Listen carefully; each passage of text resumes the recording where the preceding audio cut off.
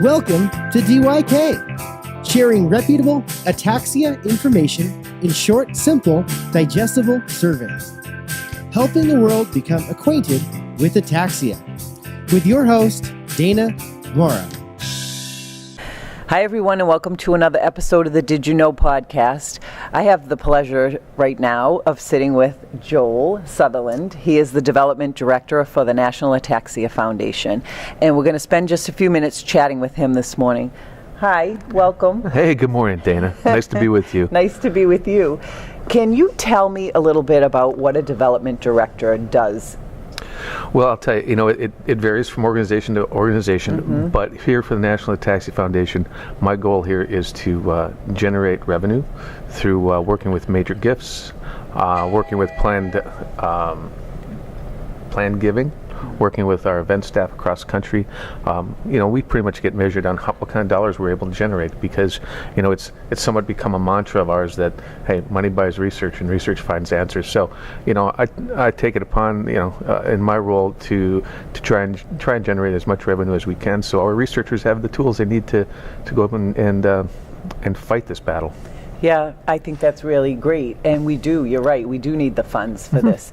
And so what does it mean to you to be here at the annual Ataxia Conference where you can walk around and actually put faces to some of those researchers? Well, that's probably the biggest part of it. I mean, this is my third one now. So now you get a little history of seeing folks. And it's good to see the researchers. They're a tight-knit group in and of themselves. We've got to know several of them over the years. Always nice to reconnect.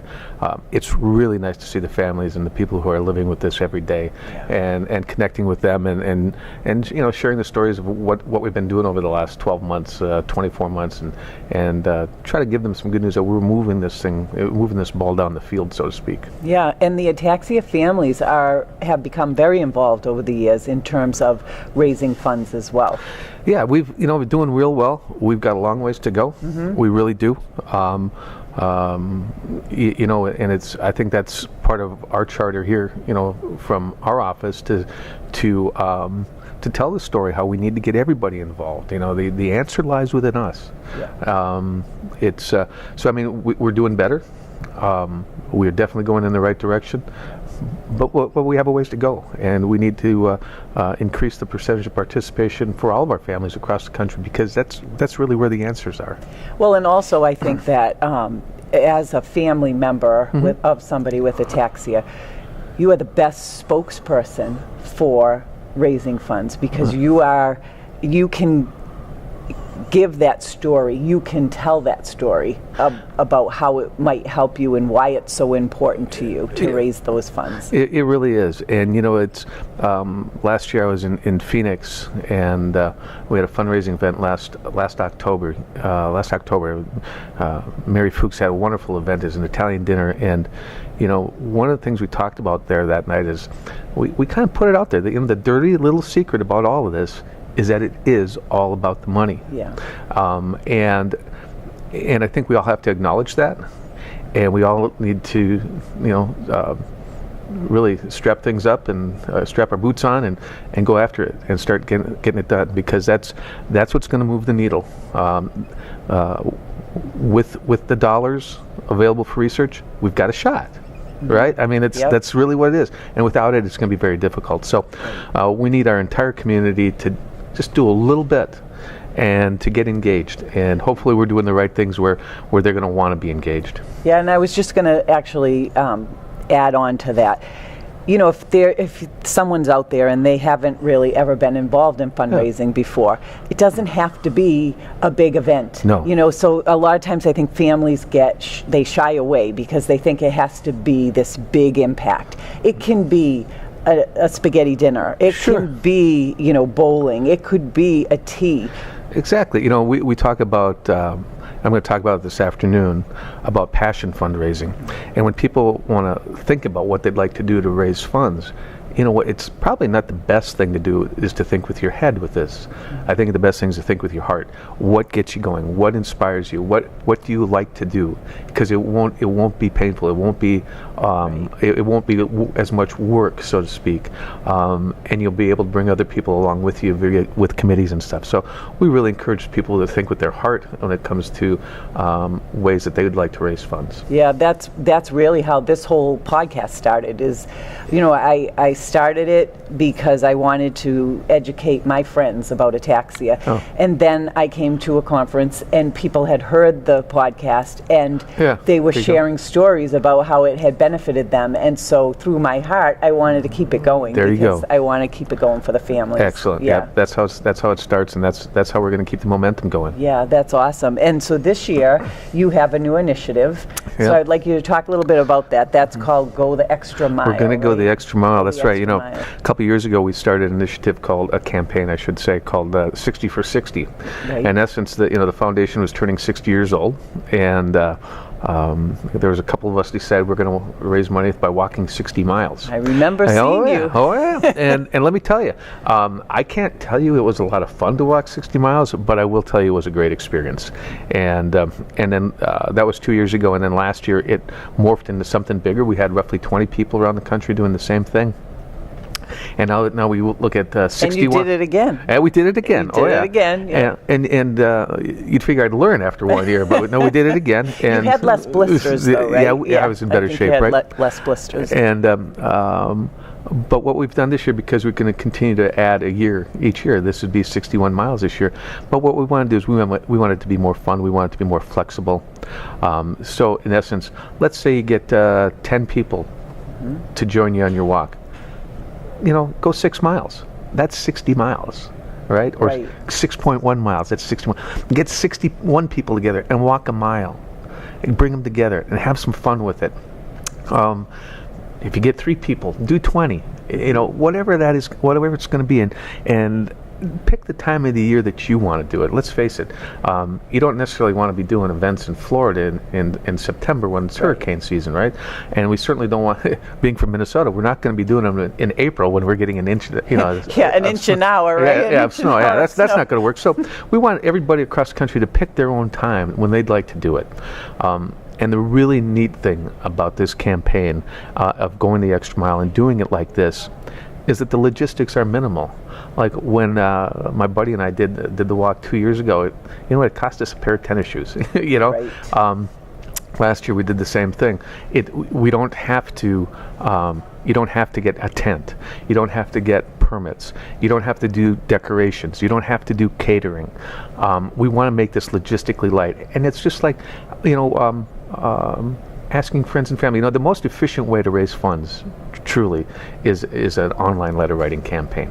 Okay, so say more about that. Yeah, it's telling your story about ataxia and how you're living with it, and how you want to raise money to help, and use the mantra, money buys research, research finds answers, by all means, and just send that out to families, friends, colleagues, vendors, and that can be the most efficient way of raising dollars. And this year, if somebody, we've got, I think we have 27 people signed up right now. I want to get to 100. That's what we're kind of shooting for. We'd like to get to 100. So we have couple days to. We have longer than that. We have a couple of days with the ataxia families to. That's right. Get them energized. That's right. And we'd like to get 100 people signed up. But for each person, for each walk, we're asking them to set a goal of $5,000. Just a goal, not a commitment, a goal. And I think it's something good for everybody to shoot for. And so far, it's been received very well. So we just need to reach out to more folks here on this particular campaign. But it's flexible. It should be fun. It won't be 60 miles for one person to walk, unless you'd like to. Yeah. Split up, get more people involved, divvy it up. Get creative with how you're going to do it. Yeah, turn it into a picnic. Get 20 people together, walk around the lake. That comes from a guy in Minnesota where we have 15,000 lakes. But you can do something similar. And have a picnic, right? Exactly. And get everybody get 50 people, and over the course of the year, everybody throws in $100 some way, somehow. And you've got your commitment. You've got your commitment. goal. You've got the goal. You know, you said something that I really want to just go back to, Sure. something that I thought was really powerful, and that was this letter writing campaign, and using it as a way to, you know, tell people what you're doing Right. and get them to, you know, support you. Yes. And I think that for someone with ataxia who may have problems with their speech, Sure. that's an incredible idea. It's something that I wouldn't have considered, because you may feel a little intimidated going up to someone and talking to them and to ask. Sure. But it's much easier to compose that letter, and it's still from you, and it it's still still- speaks from your heart. Exactly. But you're not having to vocalize it. Right. And you know, and I think the other thing that people who have never done any fundraising before, they need to know that people want to be asked. You know, last year we had a gentleman who did the 60 for 60. He had never raised money before, and I remember him coming up to me at a meeting, and he said, "You know, Joel, I've asked 17 people to participate with me on my 60 for 60, and he goes, and they've all said yes." And they've all said yes. Yep. And he was so inspired that he's doing it again this year. And this gentleman's over 80 years old. Yeah, that's awesome. And you know what? Yep. The thing is, and I think sometimes people just have to, think to themselves once in a while and say, you know what? When people ask me to donate, I want to help. Exactly. I was just going to say that. I know- always have no problem Right. helping somebody But else. that's right. And the thing is, but you don't know if somebody doesn't ask. Right. And it's and I know sometimes in our community, and I believe this to be true, that people have a tough time saying, "Hey, help me." Yep. Well, I think we have to get past that and saying, you know what, not just help me, but help me and help all people across this country who are living with ataxia and their families. It's,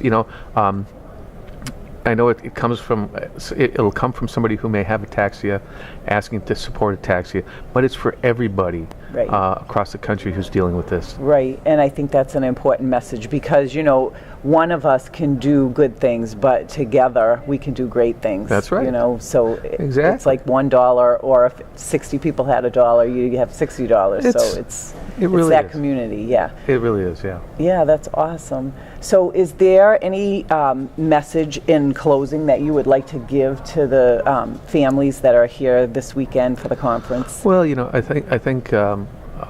Or just any Well, I listening? think I think ataxia is something that, over the years people don't know a lot about, Right. and it's up to each of us to raise funds, build awareness, and energize our community, which is kind of I call them the 3 pillars for the development office. Building awareness is important, energizing our community, and raising funds, and nothing's too little. And if people want help, sometimes people may have a door that could be open for them and they don't know how to walk through it. Give me a call. Yeah. I'll, if you're a door opener, I'll walk into that door for you. Let me know. Be more than happy to work with any of our folks listening out there have a question. It's pretty simple. It's joel@ataxia.org. That's great. It's pretty simple, and so they can reach out to me anytime if they want. If they believe that they know somebody that would like to help us, and they don't want to make that ask, and they want to reach out to me, I hope they do. Oh, that's great. That's yeah. really great to know. I'm sure that a lot of people may take advantage of that because they just don't want to do that themselves, and it's great to know that you can partner with them on that. Absolutely. Yeah, that's terrific. Well, I want to thank you for spending a few minutes with us My today. pleasure. I know you have a busy schedule. My pleasure. It's always a pleasure to sit down with you, Dana. All right, Here thank we you go. so much. All right. So, as always, thank you for tuning in to another episode of the Did You Know podcast. And until next time, have a great day. Imagine that. Dana Mauro, the Did You Know Woman. For more great topics, go to iTunes, YouTube, SoundCloud, or join us on Facebook or at rideforjohn.org.